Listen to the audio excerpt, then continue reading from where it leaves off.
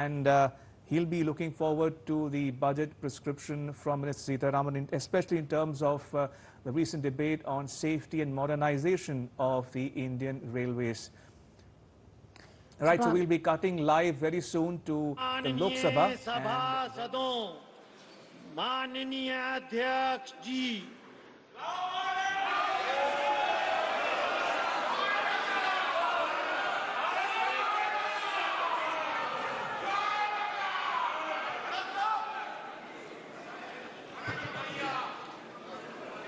माननीय सदस्यगण,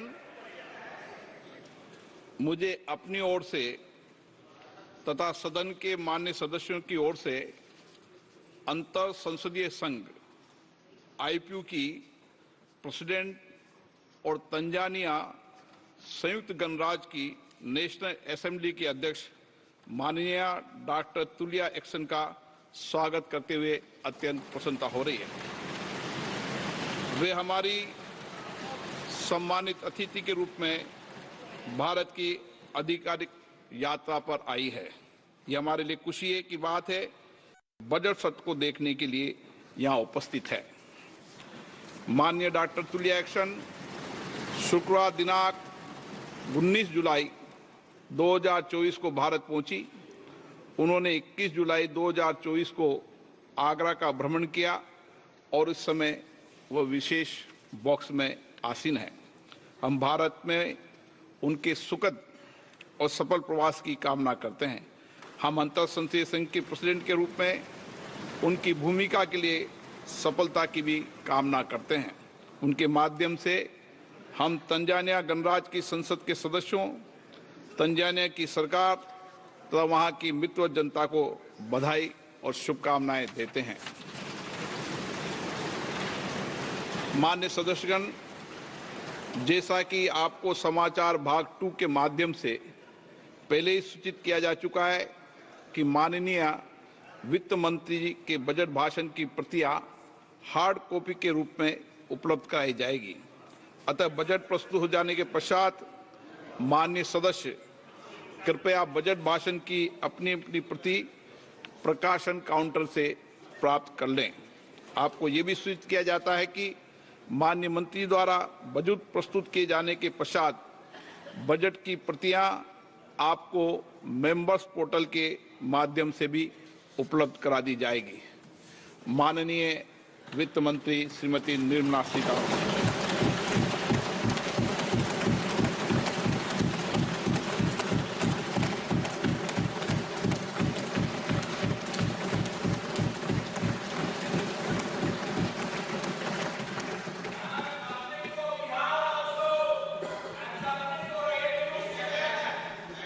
Honorable Speaker, I present the budget for 24-25.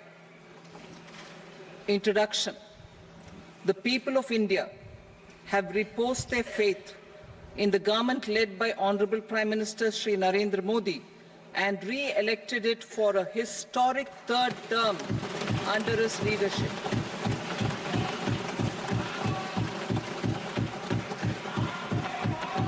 We are grateful for their support, faith, and trust in our policies.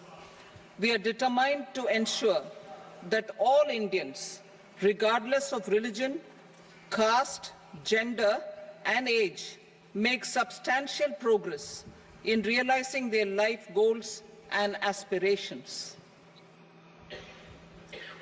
Global context. The global economy, while performing better than expected, is still in the grip of policy uncertainties. Elevated asset prices, political uncertainties, and shipping disruptions continue to pose significant downside risks for growth and upside risks to inflation. In this context, India's economic growth continues to be the shining exception and will remain so in the years ahead.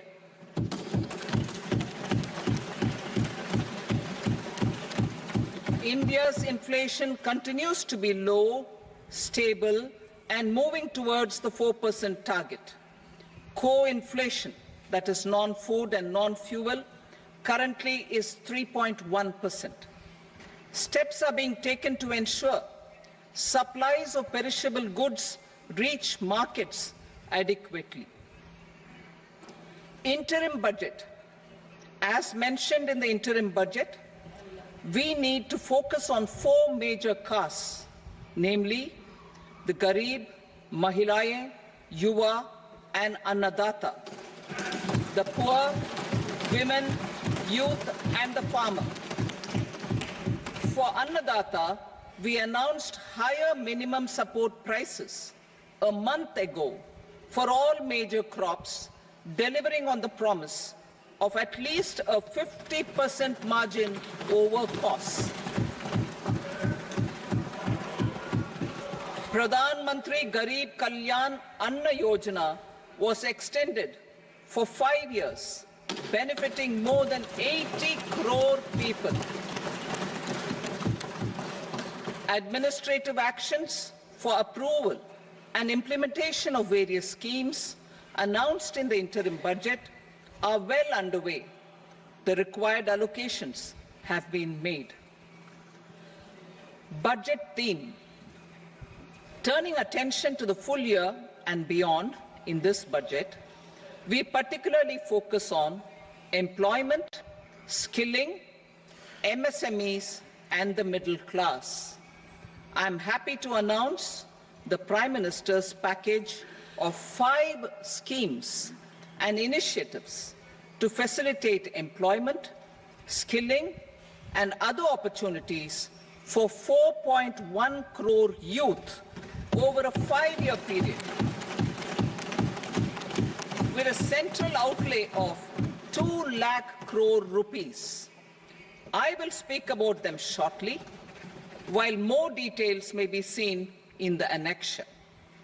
This year, I've made a provision of 1.48 lakh rupees, 1.48 lakh crore rupees for education, employment and skilling. Budget priorities. The people have given a unique opportunity to our government to take the country on the path of strong development and an all-round prosperity. In the interim budget, we promise to present a detailed roadmap for our pursuit of Vikasit Bharat.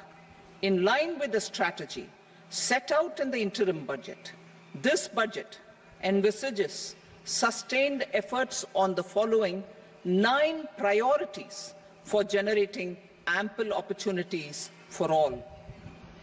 Number 1, productivity and resilience in agriculture. Number 2, employment and skilling. Number 3, inclusive human resource development and social justice. 4, manufacturing and services. 5, urban development. 6, energy security. 7, infrastructure. 8, innovation, research and development. And 9, next generation reforms. Subsequent budgets will build on these and add more priorities and actions. A more detailed formulation will be carried out as part of the economic policy framework, about which I will speak later in this speech.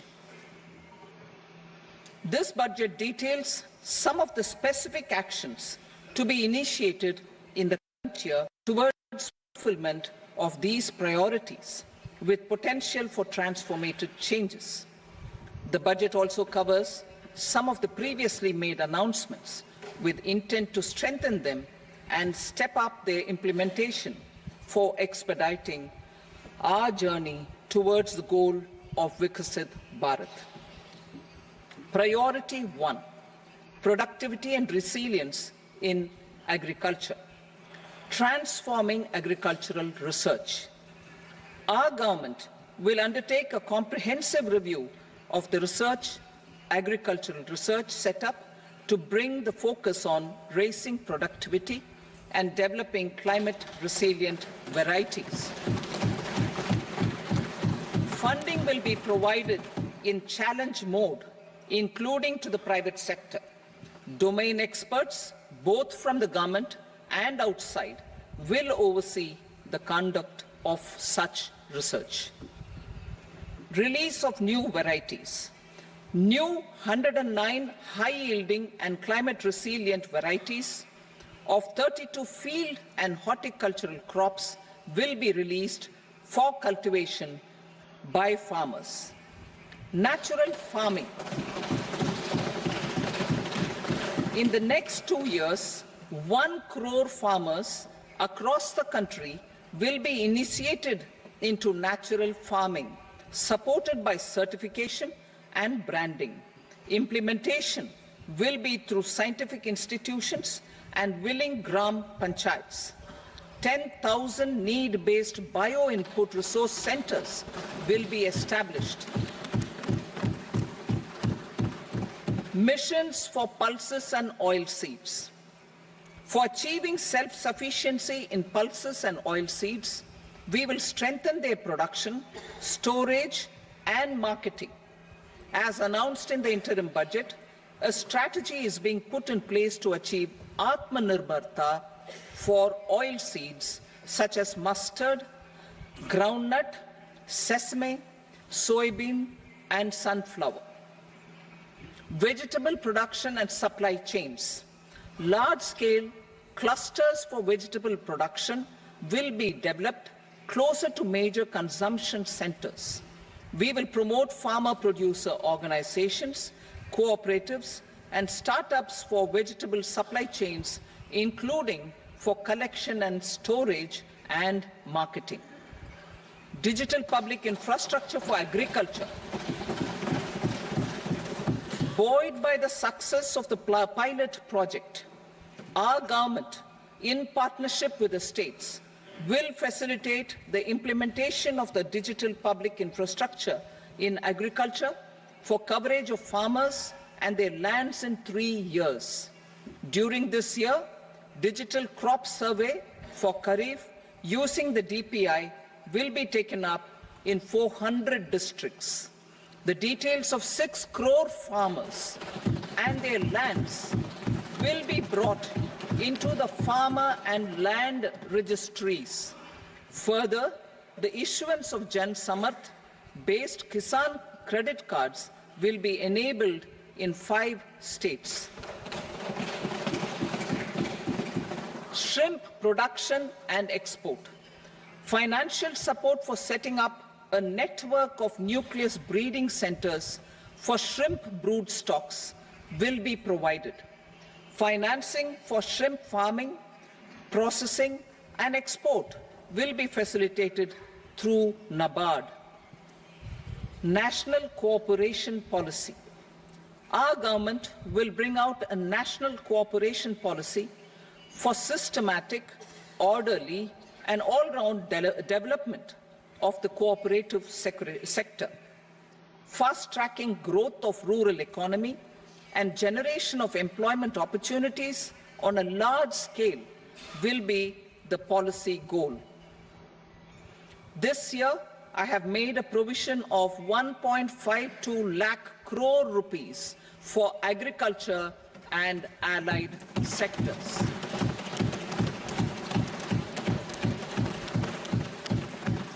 Priority 2, employment and skilling. Employment-linked incentive. Our government will implement following 3 schemes for employment-linked incentive as part of the Prime Minister's package. These will be based on enrollment in the EPFO and focus on recognition of first-time employees and support to employees and employers. Scheme A, first-timers. This scheme will provide 1 month wage to all persons newly entering the workforce in all formal sectors.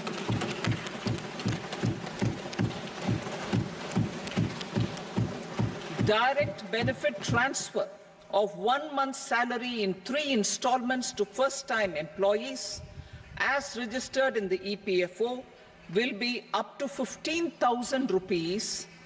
The eligibility limit will be a salary of 1 lakh per month. The scheme is expected to benefit 210 lakh youths.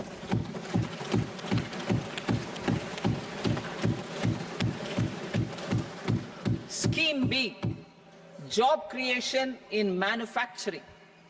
This scheme will incentivize additional employment in the manufacturing sector linked to the employment of first-time employees. An incentive will be provided at specified scale directly both to the employee and the employer with respect to the EPFO contribution in the first 4 years of employment. The scheme is expected to benefit 30 lakh youth entering employment and their employers.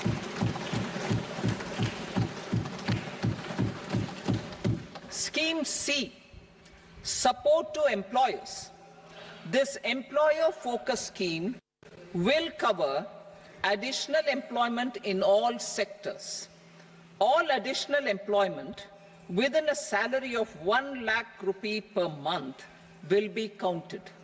The government will reimburse to employers up to 3,000 rupees per month for 2 years towards the EPFO contribution for each additional employee. The scheme is expected to incentivize additional employment of 50 lakh persons.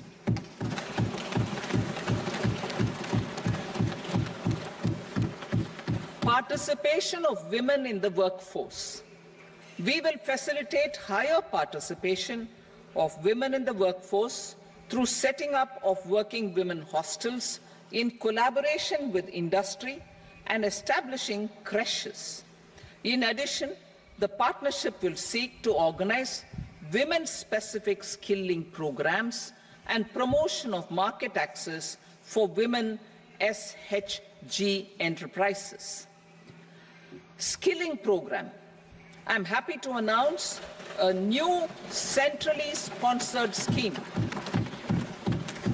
as the fourth scheme under the Prime Minister's package for skilling in collaboration with state governments and industry.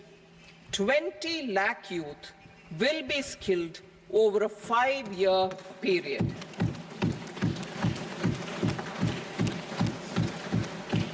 "1,000 industrial training institutes will be upgraded in hub and spoke arrangements with outcome orientation. Course content and design will be aligned to the skill needs of industry, and new courses will be introduced for emerging needs." Skilling loans. The model skill loan scheme will be revised to facilitate loans up to 7.5 lakh rupees with a guarantee from a government-promoted fund. This measure is expected to help 25,000 students every year.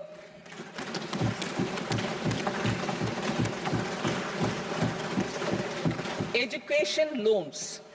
For helping our youth who have not been eligible for any benefit under government schemes and policies, I am happy to announce a financial support for loans up to 10 lakh rupees for higher education in domestic institutions.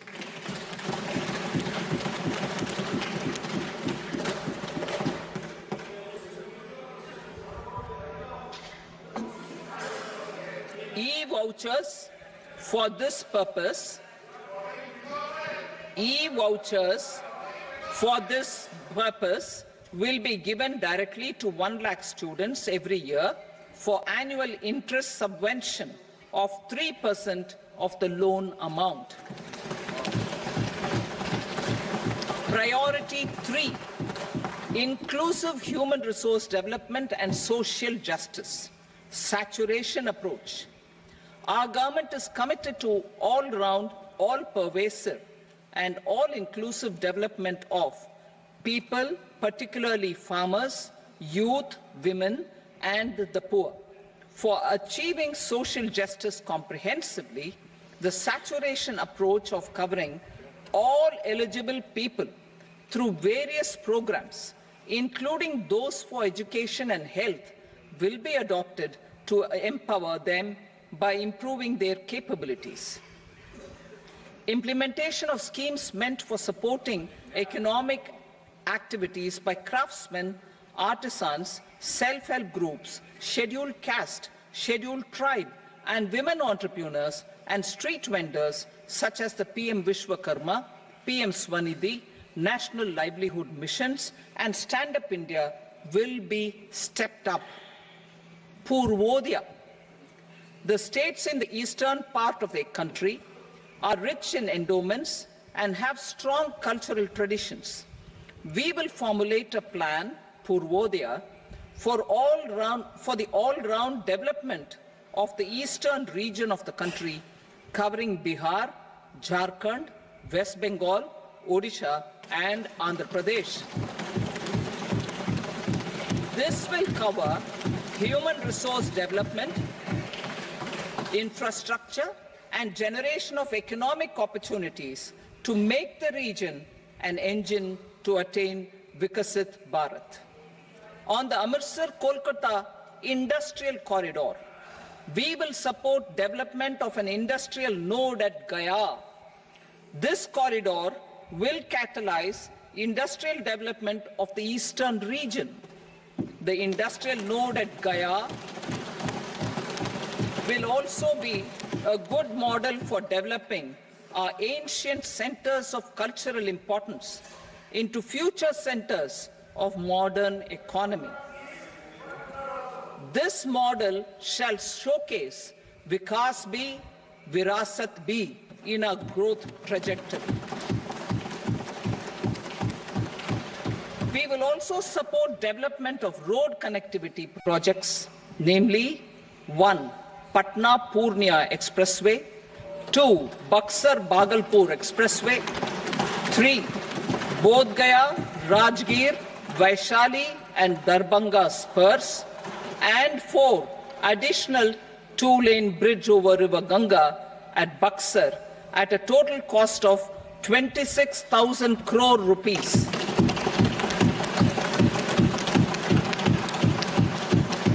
Power projects, including setting up of a new 2,400 megawatt power plant at Pir Painti, will be taken up at a cost of 21,400 crore rupees.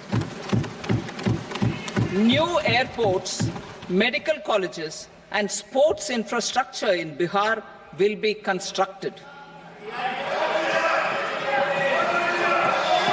An additional allocation to support capital investments will be provided.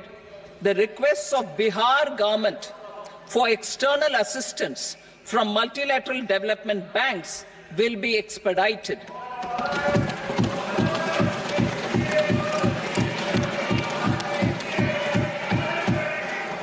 Andhra Pradesh Reorganization Act.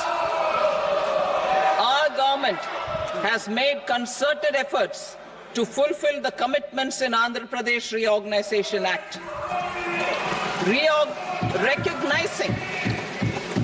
Recognizing the state's need for the capital, recognizing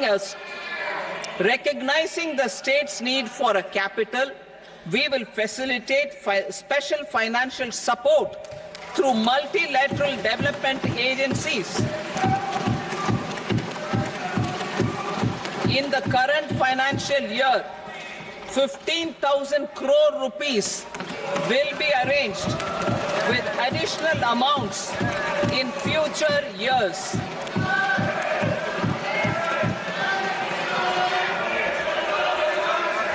Our government is fully committed to financing and early completion of the Polavaram irrigation project, which is the lifeline for Andhra Pradesh and its farmers.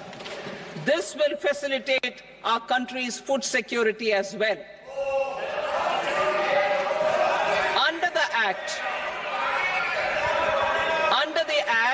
Andhra Pradesh Reorganization Act, For promoting industrial development, funds will be provided for essential infrastructure such as water, power, railways and roads. In Koparthi node on the Visakhapatnam-Chennai Industrial Corridor and Varavakal node on the Hyderabad-Bangalore Industrial Corridor. An additional allocation will be provided this year towards capital investment for economic growth. Grants for backward regions of Rayalaseema, Prakasham, North Coastal Andhra, as stated in the Act, will be provided. PM Awas Yojana. 3 crore additional houses under the PM Awas Yojana in rural and urban areas in the country have been announced, for which the necessary allocations are being made. Women-led development. For promoting women-led development, the budget carries an allocation of more than 3 lakh crore for schemes benefiting women and girls. This signals our government's commitment for enhancing women's role in economic development. Role in economic development. Pradhan Mantri Janjatiya Unnat Gram Abhiyan. For improving the socio-economic condition of tribal communities, we will launch the Pradhan Mantri Janjatiya Unnat Gram Abhiyan by adopting saturation coverage for tribal families in tribal majority villages and aspirational districts.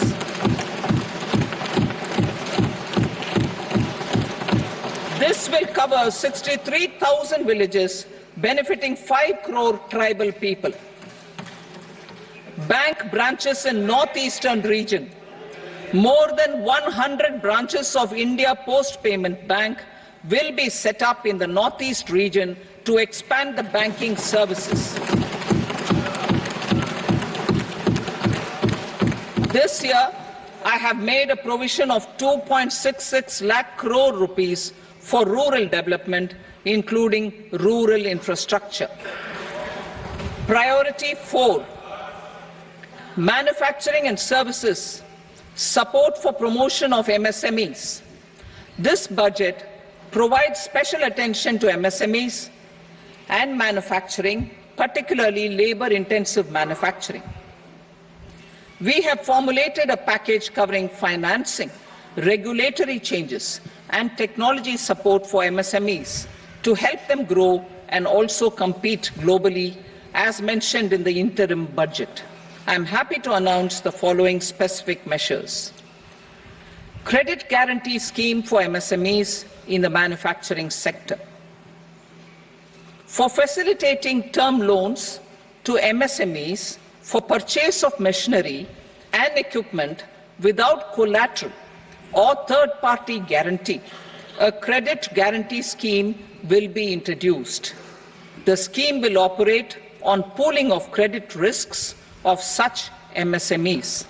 A separately constituted self-financing guarantee fund will provide to each applicant guarantee cover up to 100 crore rupees, while the loan amount may be larger. The borrower will have to provide an upfront guarantee fee and an annual guarantee fee on the reducing loan balance. New assessment model for MSME credit. Public sector banks will build their own in-house capability to assess MSMEs for credit instead of relying on external assessment. They will also take a lead in developing or getting developed a new credit assessment model based on the scoring of digital footprints of the MSMEs in the economy.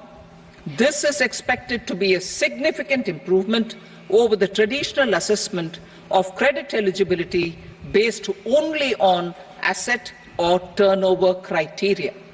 That will also cover MSMEs without a formal accounting system. Credit support to MSMEs during stress period. I'm happy to announce a new mechanism for facilitating continuation of bank credit to MSMEs during their stress period while being in special mention account, SMA stage, for reasons beyond their control. MSMEs need credit to continue their business and to avoid getting into the NPA stage. Credit availability will be supported through a guarantee from a government-promoted fund. Mudra loans.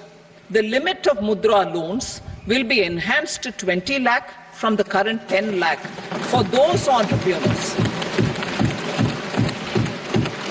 who have availed and successfully repaid previous loans under the Tarun category.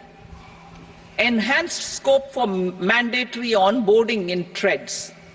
For facilitating MSMEs to unlock their working capital by converting their trade receivables into cash, I propose to reduce the turnover threshold of buyers for mandatory onboarding on the TREDS platform from rupees 500 crore to 250 crore rupees. This measure will bring 22 more CPSCs and 7,000 more companies onto the platform. Medium enterprises will also be included in the scope of the suppliers. SIDBI branches in MSME clusters. SIDBI will open new branches to expand its reach to serve all major MSME clusters within 3 years and provide direct credit to them. With the opening of 24 such branches this year, the service coverage will expand to 168 out of 242 major clusters. MSME units for food irradiation, quality and safety testing. Financial support for setting up of 50 multi-product food irradiation units in the MSME sector will be provided. Setting up of 100 food quality and safety testing labs with NABL accreditation will be facilitated. E-commerce export hubs. To enable MSMEs and traditional artisans to sell their products in international markets, e-commerce export hubs will be set up in public-private partnership mode. These hubs, under a seamless regulatory and logistic framework, will facilitate trade and export-related services under one roof. Measures for promotion of manufacturing and services. Internship in top companies. As the fifth scheme under Prime Minister's package, our government will launch a comprehensive scheme for providing internship opportunities in 500 top companies to 1 crore youth in 5 years. They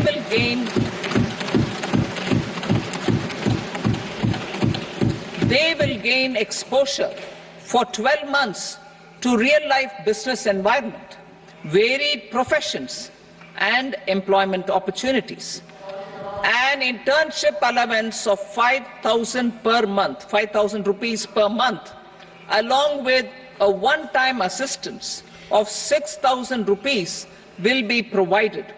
Companies will be expected to bear the training cost and 10% of their internship cost from their CSR funds. Industrial parks. Our government will facilitate development of investment-ready, plug-and-play industrial parks with complete infrastructure in or near 100 cities in partnership with the states and private sector by better using town planning schemes. 12 industrial parks under the National Industrial Corridor Development Program also will be sanctioned.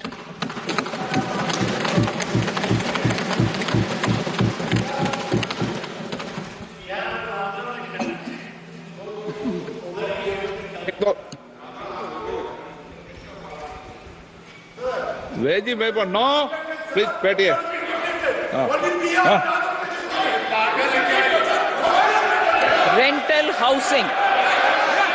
Rental housing with dormitory type accommodation for industrial workers will be, just 1 minute. Rental housing, I repeat, rental housing with dormitory type accommodation for industrial workers will be facilitated in PPP mode with VGF support and commitment from anchor industries. Shipping industry, ownership, leasing and flagging reforms will be implemented to improve the share of Indian shipping industry and generate more employment. Critical mineral mission.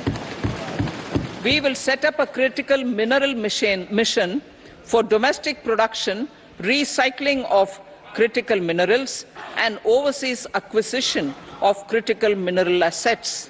Its mandate will include technology development, skilled workforce, extended producer responsibility framework and a suitable financing mechanism. Offshore mining of minerals. Our government will launch the auction of the first tranche of offshore blocks for mining, building on the exploration already carried out. Digital public infrastructure applications. Turning to the services sector, I propose development of DPI applications at population scale for productivity gains, business opportunities and innovation by the private sector. These are planned in the areas of credit, e-commerce, education, health, law and justice, logistics, MSME service delivery, and urban governance. Integrated technology platform for IBC ecosystem. An integrated technology platform will be set up for improving the outcomes under the Insolvency Bankruptcy Code for achieving consistency, transparency, timely processing, and better oversight for all stakeholders. Voluntary closure of LLPs. The services of the Center for Processing Accelerated Corporate Exit, CPACE, will be extended for voluntary closure of LLPs to reduce the closure times. National Company Law Tribunals. The IBC has resolved more than 1,000 companies, resulting in direct recovery of 3.3 lakh crore to creditors. 3.3 lakh crore rupees to creditors. In addition, 28,000 cases involving over 10 lakh crore rupees have been disposed of even prior to admission. Appropriate changes to the IBC, reforms and strengthening of the tribunal and appellate tribunals will be initiated to speed up insolvency resolution. Additional tribunals will be established. Out of those, some will be notified to decide cases exclusively under the Companies Act. Debt recovery. Steps for reforming and strengthening debt recovery tribunals will be taken. Additional tribunals will be established to speed up recovery. Priority 5, urban development. Cities as growth hubs. Working with states, our government will facilitate development of cities as growth hubs. This will be achieved through economic and transit planning and orderly development of peri-urban areas utilizing town planning schemes. Creative redevelopment of cities.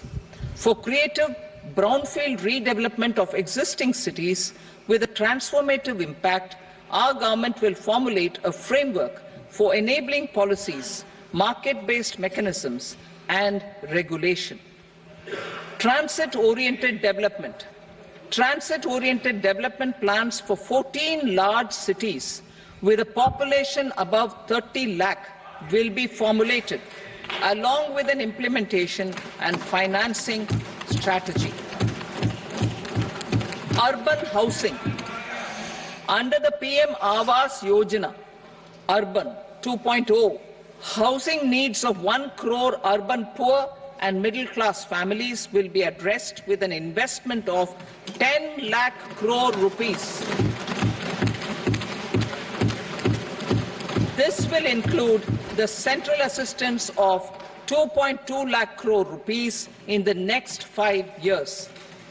A provision of interest subsidy to facilitate loans at affordable rates is also envisaged. In addition, enabling policies and regulations for efficient and transparent rental housing markets with enhanced availability will also be put in place. Water supply and sanitation. In partnership with state governments and multilateral development banks, we will promote water supply, sewage treatments, and solid waste management projects and services for 100 large cities through bankable projects. These projects will also envisage use of treated water for irrigation and filling up of tanks in nearby areas. Street markets. Building on the success of PM Swanidhi scheme in transforming the lives of street vendors, our government envisions a scheme to support each year over the next 5 years the development of 100 weekly hearts or street food hubs in select cities. Stamp duty. We will encourage states which continue to charge high stamp duty to moderate the rates for all and also consider further lowering duties for properties purchased by women. This reform will be made an essential component of urban development schemes. Priority 6, energy security, energy transition. In the interim budget, I had announced our strategy to sustain high and more resource-efficient economic growth, along with the energy security in terms of availability, accessibility, and affordability. We will bring out a policy document on appropriate energy transition pathways that balances the imperatives of employment, growth, and environmental sustainability. PM Surya Ghar Muft Bijli Yojana. PM Surya Ghar Muft Bijli Yojana. In line with the announcement in the interim budget,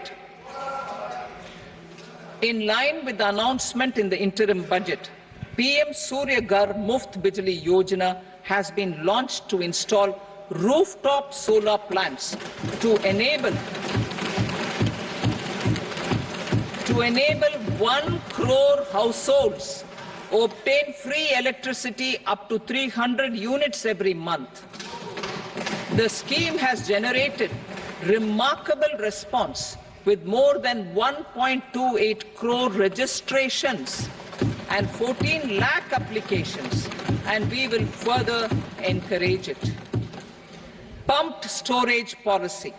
A policy for promoting pumped storage projects will be brought out for electricity storage and facilitating smooth integration of the growing share of renewable energy with its variable and intermittent nature in the overall energy mix. Research and development of small and modular nuclear reactors. Nuclear energy is expected to form a very significant part of the energy mix for Viksit Bharat. Towards that pursuit, our government will partner with the private sector for 1. Setting up Bharat Small Reactors, 2.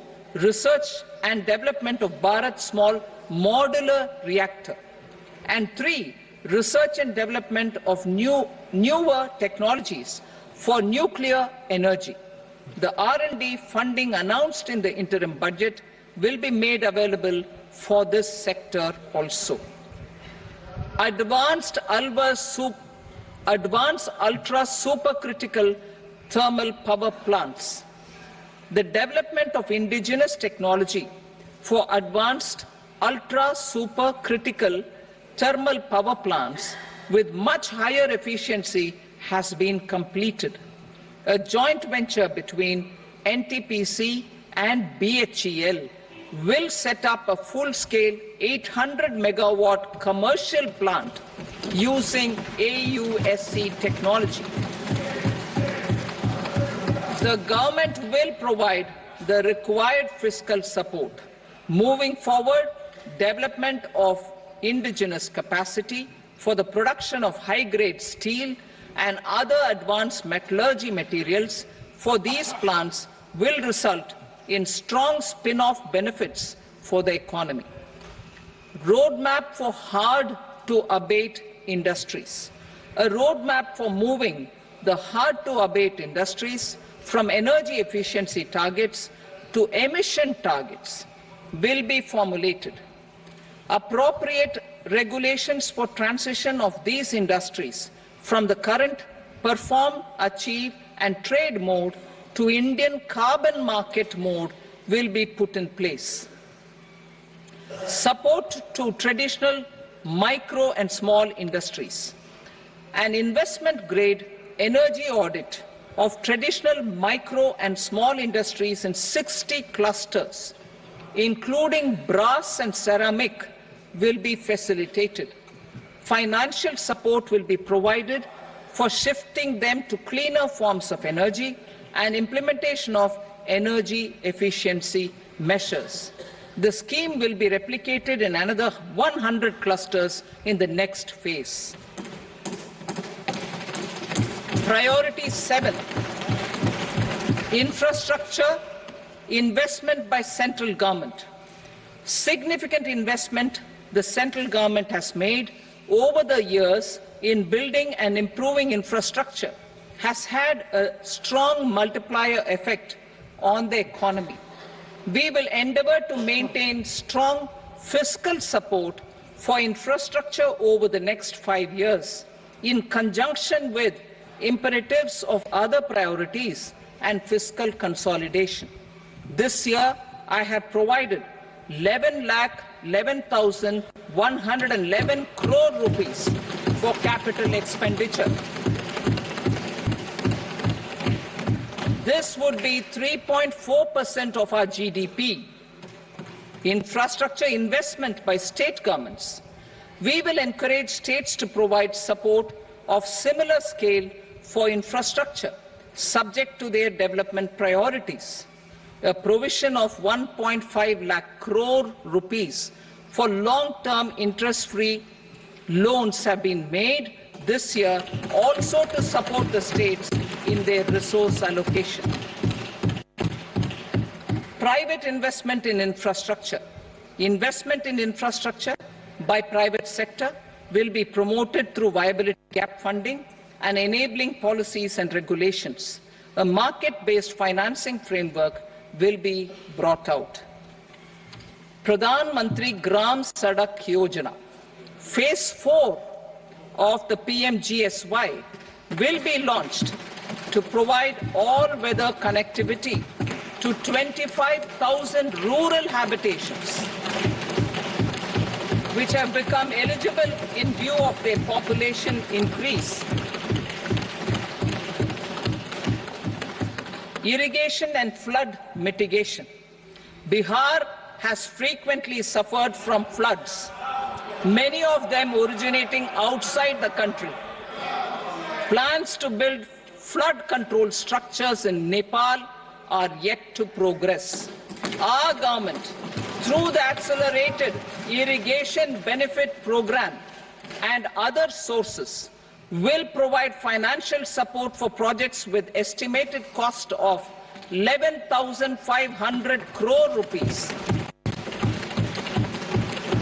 such as the Kosi-Michi intra-state link and 20 other ongoing and new schemes, including barrages, river pollution abatement and irrigation projects. In addition, survey and investigation of Kosi-related flood mitigation and irrigation projects will be undertaken.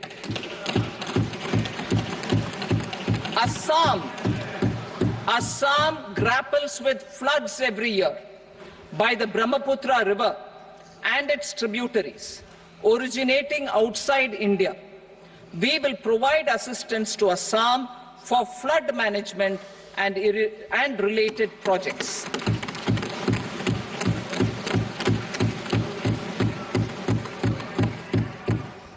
Himachal Pradesh suffered extensive losses due to floods last year. Our government will provide assistance to the state for reconstruction and rehabilitation through multilateral development assistance.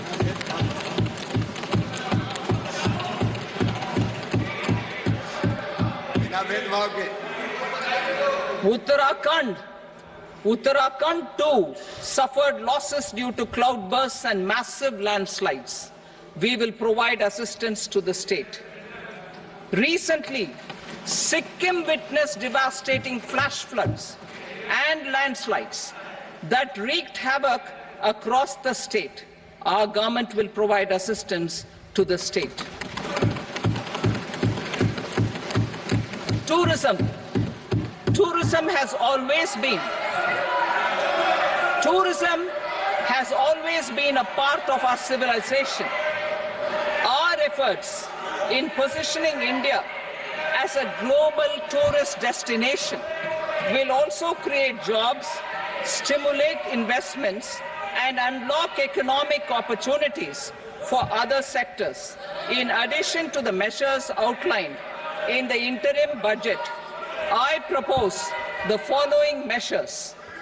Vishnupad Temple at Gaya and Mahabodhi Temple at Bodh Gaya in Bihar are of immense spiritual significance.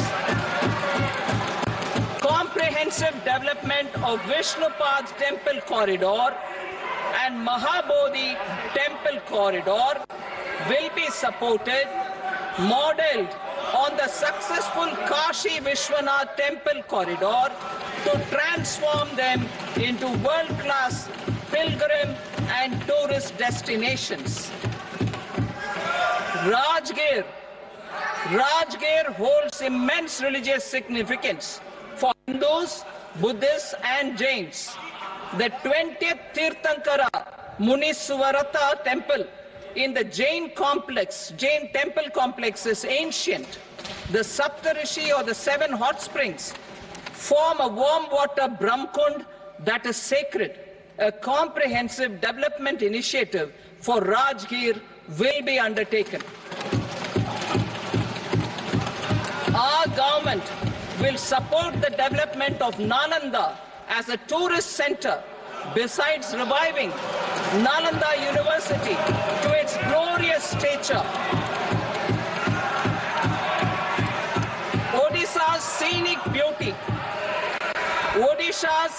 beauty, temples, monuments, craftsmanship, wildlife sanctuaries, natural landscapes, and pristine beaches make it an ultimate tourism destination. Our government will provide assistance for their development to Odisha as well. Priority 8, innovation, research and development. We will operationalize the Anusandhan National Research Fund for basic research and prototype development. Further, we will set up a mechanism for spurring private sector-driven research and innovation at commercial scale with a financing pool of 1 lakh crore rupees in line with the announcement in the interim budget. Space economy. With our continued emphasis on expanding the space economy by 5 times in the next 10 years, a venture capital fund of 1,000 crore rupees will be set up. Priority 9, next generation reforms. Economic policy framework. We will formulate an economic policy framework to delineate the overarching approach to economic development and set the scope of the next generation of reforms for facilitating employment opportunities and sustaining high growth. Our government will initiate and incentivize reforms for 1. Improving productivity of factors of production, and 2. Facilitating markets and sectors to become more efficient. These reforms will cover all factors of production, namely land, labor, capital, and entrepreneurship, and technology as an enabler of improving total factor productivity and bridging inequality. Effective implementation of several of these reforms requires collaboration between the centre and the states, and building consensus as development of the country lies in development of the states. For promoting competitive federalism and incentivizing states for faster implementation of reforms, I propose to earmark a significant part of the 50-year interest-free loan. Working with the states, we will initiate the following reforms.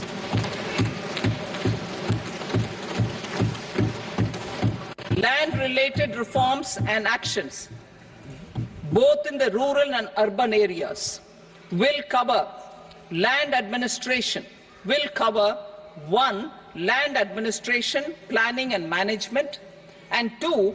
Urban planning usage and building bylaws. These will be incentivized for completion within the next 3 years through appropriate fiscal support. Rural land-related actions. Rural land-related actions will include 1. Assignment of unique land parcel identification number, UL PIN, or Bhu Aadhaar for all lands. 2. Digitization of cadastral maps. 3.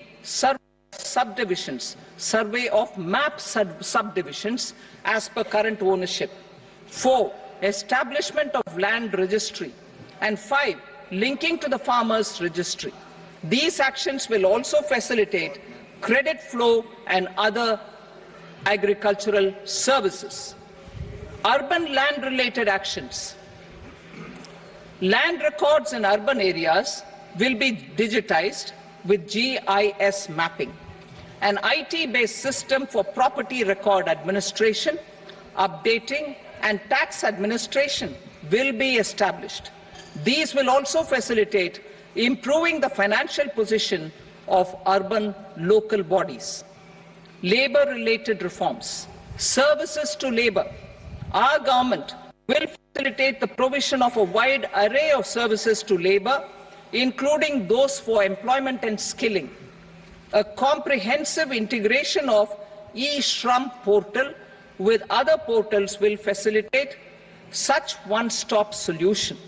Open architecture databases for the rapidly changing labor market, skill requirements, and available job roles, and a mechanism to connect job aspirants with potential employers and skill providers will be covered in these services. Shram Suvidha and Samadhan portal. Shram Suvidha and Samadhan portal will be revamped to enhance ease of compliance for industry and trade. Capital and entrepreneurship related reforms, financial sector vision and strategy. For meeting financing needs of the economy, our government will bring out a financial sector vision and strategy document to prepare the sector in terms of size, capacity, and skills. This will set the agenda for the next 5 years and guide the work of the government, regulators, financial institutions, and market participants. Taxonomy for climate finance. We will develop taxonomy for climate finance for enhancing the availability of capital for climate adaptation and mitigation. This will support achievement of the country's climate commitments and green transition. Variable capital company structure.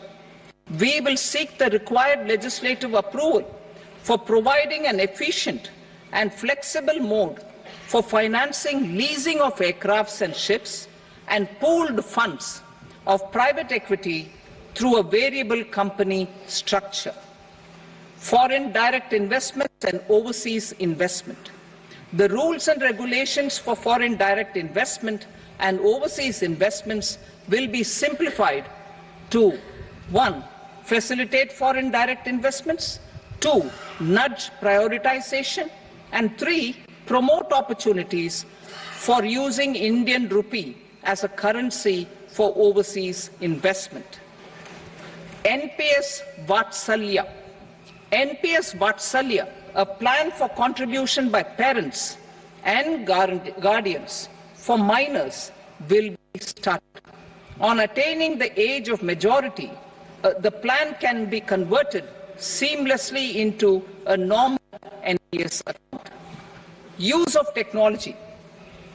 We have successfully used technology for improving productivity and bridging inequality in our economy during the past 10 years.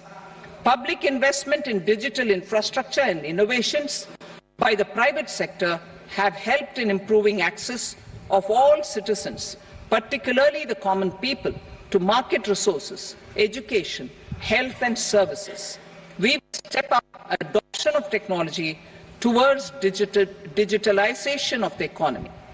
Ease of doing business.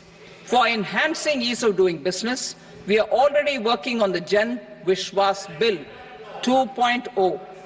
Further, states will be incentivized for implementation of the business reforms, action plans and digitalization. Data and statistics. For improving data governance, collection, processing and management of data and statistics, different sectoral databases, including those established under the Digital India Mission, will be utilized with active use of technology tools. New pension scheme. The committee to review the NPS has made considerable progress in its work. I am happy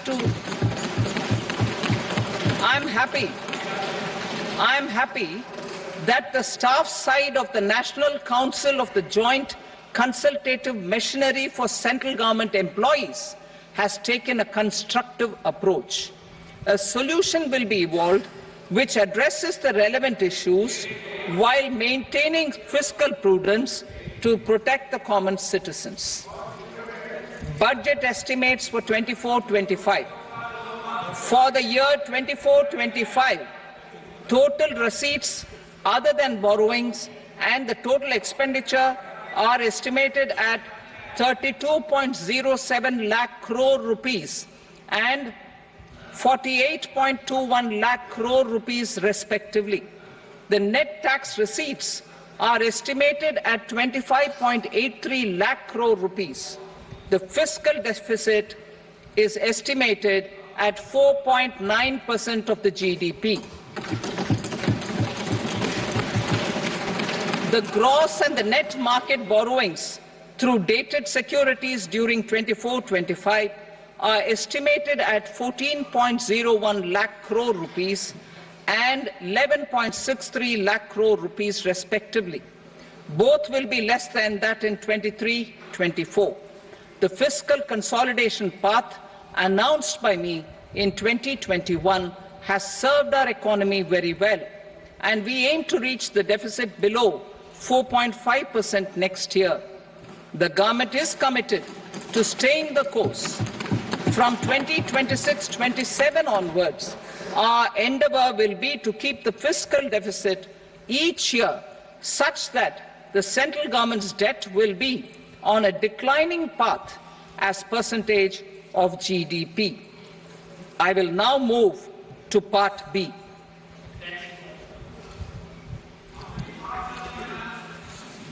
Indirect taxes.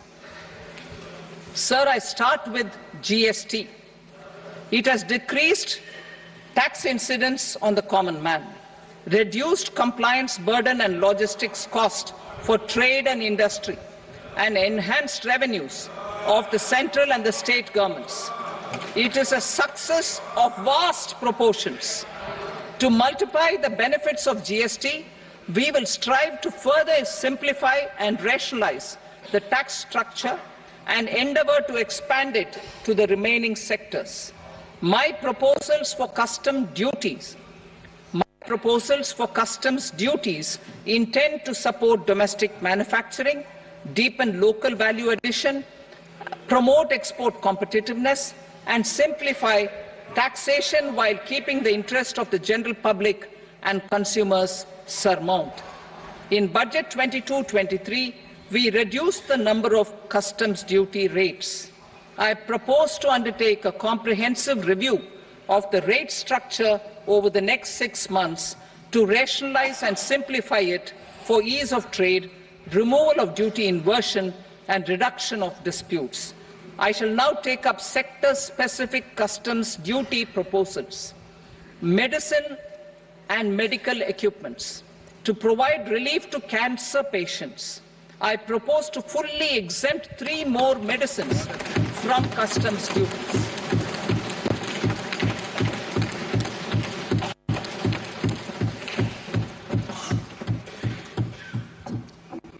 I also propose changes in the BCD on X-ray tubes and flat panel detectors for use in medical X-ray machines under the phased manufacturing program so as to synchronize them with the domestic capacity addition. Mobile phone and related parts. With a 3-fold increase in domestic production and almost a 100-fold jump in exports of mobile phones over the last 6 years, the Indian mobile industry has matured. In the interest of consumers, I now propose to reduce the BCD on mobile phone, mobile PCBA, and mobile charger to 15%. Critical minerals. Minerals such as lithium, copper, cobalt, and rare earth elements are critical for sectors like nuclear energy, renewable energy, space, defense, telecommunications, and high-tech electronics. I propose to fully exempt customs duties on 25 critical minerals and reduce BCD on 2 of them. This will provide a major fillip to the processing and refining of such minerals and help secure their availability for these strategic and important sectors. Solar energy. Energy transition is critical in the fight against climate change. To support energy transition, I propose to expand the list of exempted capital goods for use in the manufacture of solar cells and panels in the country. Further, in view of sufficient domestic manufacturing capacity of solar gas, glass and tinned copper interconnect, I propose not to extend the exemption of customs duties provided to them. Marine products. India's seafood exports in the last financial year touched an all-time high of more than 60,000 crores of rupees. Frozen shrimp accounted for about 2/3 of these exports. To enhance their competitiveness, I propose to reduce BCD on certain broodstock, polychaete worms, shrimp, and fish feed to 5%.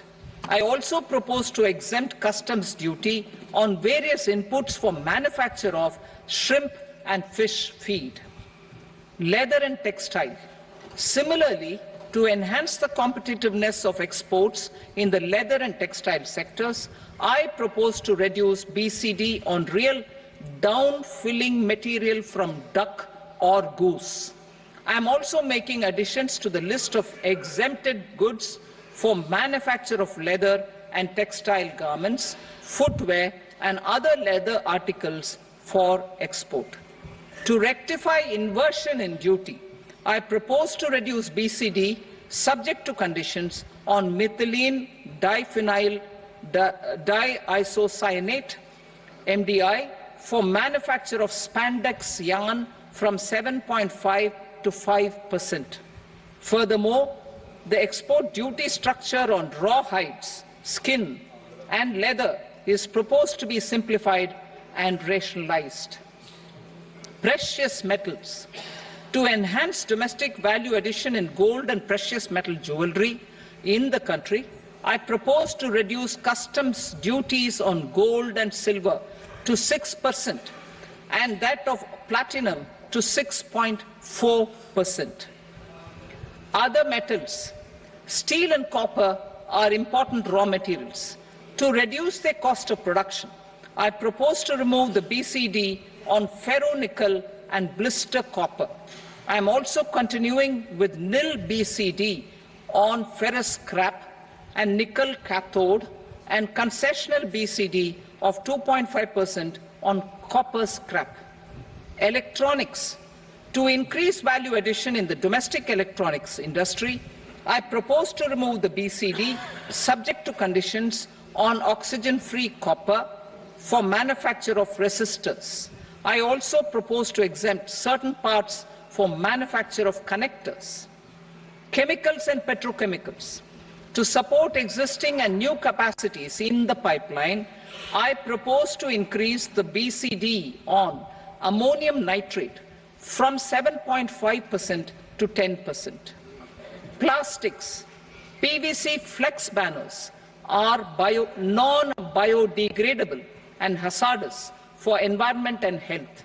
To curb their imports, I propose to raise the BCD on them from 10 to 25%. Telecommunication equipment. To incentivize domestic manufacturing, I propose to increase the BCD from 10 to 15% on PCBA of specified telecom equipment. Trade facilitation. To promote domestic aviation and boat and ship MRO, I propose to extend the period for export of goods imported for repairs from 6 months to 1 year. I'll read that again. To promote domestic aviation and boat and ship maintenance, repair and operations, I propose to extend the period for export of goods imported for repairs from 6 months to 1 year. In the same vein, I propose to extend the time limit for re-import of goods for repairs under warranty from 3 to 5 years. I now move to direct taxes. We will continue our efforts to simplify taxes, improve taxpayer services, provide tax certainty, and reduce litigation while enhancing revenues for funding the development and welfare schemes of the government. It has been our endeavour to simplify taxation. We have taken a number of measures in the last few years, including introduction of simplified tax regimes without exemptions and deductions for corporate tax and for personal income tax. This has been appreciated by taxpayers. 58% of corporate tax came from the simplified tax regime in the financial year 22-23. Similarly, as per data available till now, for the last fiscal, more than 2/3 have availed the new personal income tax regime. Comprehensive review of the Income Tax Act. I am now announcing a comprehensive review of the Income Tax Act 1961. The purpose is to make the Act concise, lucid, easy to read and understand. This will reduce disputes and litigation, thereby providing tax certainty to the taxpayers. I will also bring down the demand embroiled in litigation. It is proposed to be completed in 6 months. A beginning is being made in the Finance Bill by simplifying the tax regime for charities, tedious rate structures, provisions of reassessment and such provisions, and capital gains taxation. Simplification for charities and tedious. The two tax exemption regimes for charities are proposed to be merged into one. The 5% tedious rate on many payments is being merged into the 2% tedious rate and the 20% tedious rate on repurchase of units by mutual funds or UTI is being withdrawn. TDS rate on e-commerce operators is proposed to be reduced from 1 to 0.1%. Moreover, credit of TCS is proposed to be given in the TDS to be deducted on salary. Further, I propose to decriminalize delay for payment of TDS up to the due date of filing statement for the same. I also plan to provide a standard operating procedure for TDS defaults and simplify and rationalize the compounding guidelines for such defaults. Simplification of reassessment. I propose to thoroughly simplify the provisions for reopening and reassessment. An assessment hereinafter can be reopened beyond 3 years from the end of the assessment year only if the escaped income is 50 lakh rupees or more, up to a maximum period of 5 years from the end of the assessment year. Even in such cases, a time limit of 6 years before the year of the search, as against the existing time limit of 10 years, is being proposed. This will reduce tax uncertainty and disputes. Simplification and rationalization of capital gains. Capital gains taxation is also proposed to be hugely simplified. Short-term gains on certain financial assets shall henceforth attract a tax rate of 20%, while that on all other financial assets and all non-financial assets shall continue to attract the applicable tax rate. Long-term gains on all financial and non-financial assets, on the other hand, will attract a tax rate of 12.5%. For the benefit of the lower and the middle income classes, I propose to increase the limit of exemption of capital gains on certain financial assets to 1.25 lakh rupees per year. Listed financial assets held for more than a year will be classified as long-term, while unlisted financial assets and all non-financial assets will have to be held for at least 2 years to be classified as long-term. Unlisted bonds and debentures, debt mutual funds, and market-linked debentures, irrespective of holding period, however, will attract tax on capital gains at applicable rates. Taxpayer services. All the major taxpayer services under GST and most services under customs and income tax have been digitalized. All remaining services of customs and income tax, including rectification and order giving effect to appellate orders, shall be digitalized and made paperless over the next 2 years. Litigation and appeals. While our concerted efforts to reduce pendency of appeals at various appellate fora are beginning to show good results, it will continue to engage our highest attention. To dispose of the backlog of first appeals, I plan to deploy more officers to hear and decide such appeals, especially those with large tax effect.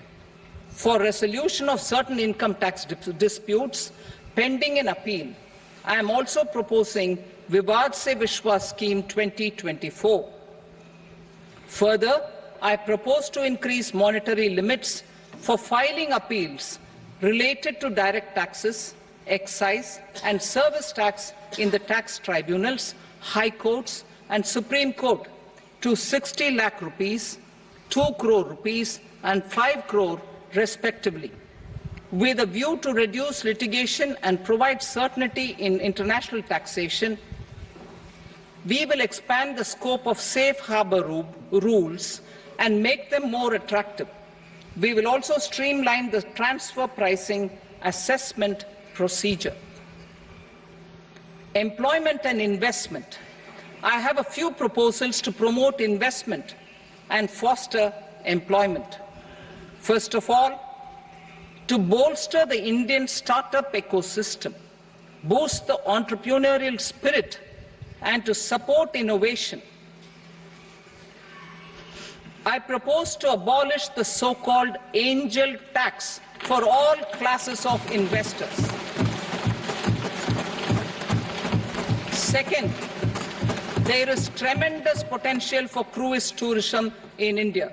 To give a fillip to this employment-generating industry, I am proposing a simpler tax regime for foreign shipping companies operating domestic cruises in the country. Third, India is a world leader in the diamond cutting and polishing industry, which employs a large number of skilled workers.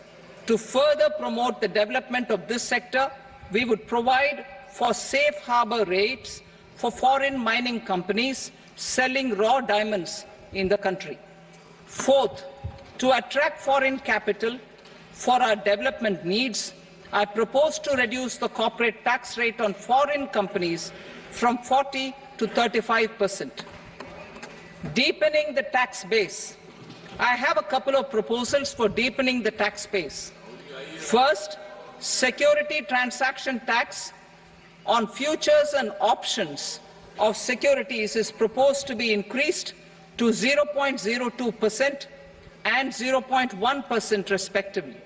Second, for reasons of equity, I propose to tax income received on buyback of shares in the hands of recipients.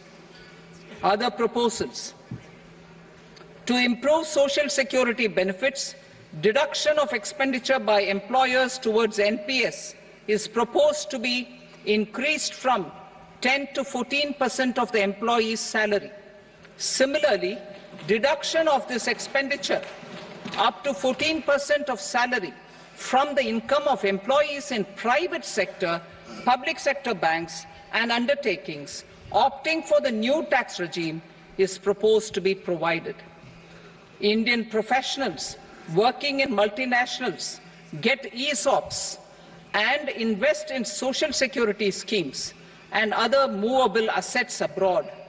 Non-reporting of such small foreign assets has penal consequences under the Black Money Act. Such non-reporting of movable assets up to 20 lakh rupees is proposed to be depenalized. Other major proposals in the finance bill relate to withdrawal of equalization levy of 2%, expansion of tax benefits to certain funds and entities in IFSCs, and immunity from penalty and prosecution to Benamidar on full and true disclosure so as to improve conviction under the Benami Transaction Prohibition Act 1988. Personal income tax.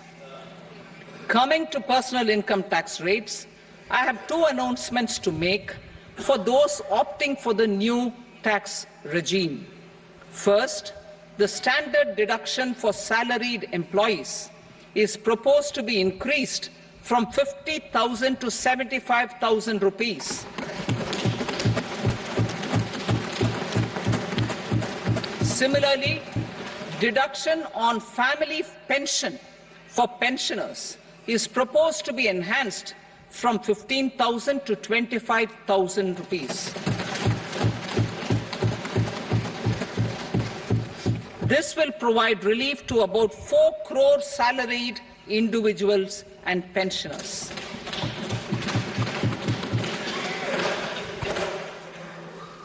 Second, in the new tax regime, the tax rate structure is proposed to be revised as follows. 0 to 3 lakh rupees, nil. 3 to 7 lakh rupees, 5%. 7 to 10 lakh rupees, 10%. 10 to 12 lakh rupees, 15%. 12 to 15 lakh rupees, 20%. And above 15 lakh rupees, 30%. As a result of these changes, a salaried employee in the new tax regime stands to save up to 17,500 rupees in income tax.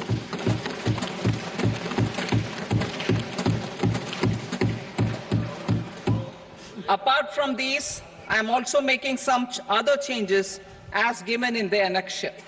As a result of these proposals, revenue of about 37,000 crore, that is 29,000 crore in direct taxes and 8,000 crore in indirect taxes will be foregone, while revenue of about 30,000 crore rupees will be additionally mobilized. Thus, the total revenue foregone is about 7,000 crores annually. Mr. Speaker, sir, with this, I commend the budget to this august House. Jai Hind.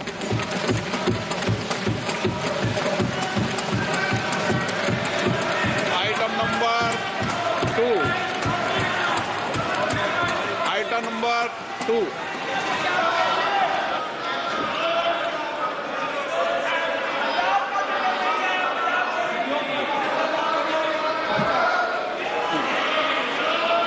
Sir, with your permission, I rise to lay on the table the following statements under Section 3 of the Fiscal Responsibility and Budget Management, FRBM Act 2003, Medium-Term Fiscal Policy cum Fiscal Policy Strategy Statement and Macroeconomic Framework Statement. Item number 3. Sir, with your permission, I rise to move for leave to introduce the Finance Number 2 Bill 2024. प्रश्न ये कि विधेयक को पूरा स्थापित करने की अनुमति प्रदान की जाए। जो सदस्य इसके पक्ष में हाँ कहें, जो सदस्य विरोध में ना कहें, मेरे विचार में निर्णय हाँ वालों के पक्ष व अनुमति प्रदान की जाती है। माननीय मंत्री जी, अब विधेयक पूरा स्थापित करें। Sir, I introduce the bill. Item number 4. The Union Territory of Jammu and Kashmir budget. Sir, I rise to present a statement, Hindi and English versions, of the estimated receipts and expenditure of the Union Territory of Jammu and Kashmir for the year 24-25. सभा की कार्रवाई कल बुधवार दिनांक 24 जुलाई 2024 को प्राप्त 11 बजे तक के लिए स्थगित की जाती है।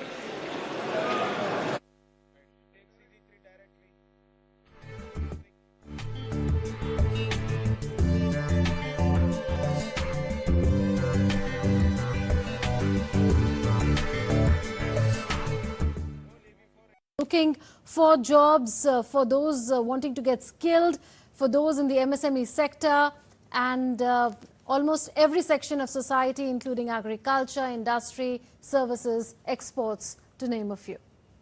Indeed, so she focused on 4 broad themes.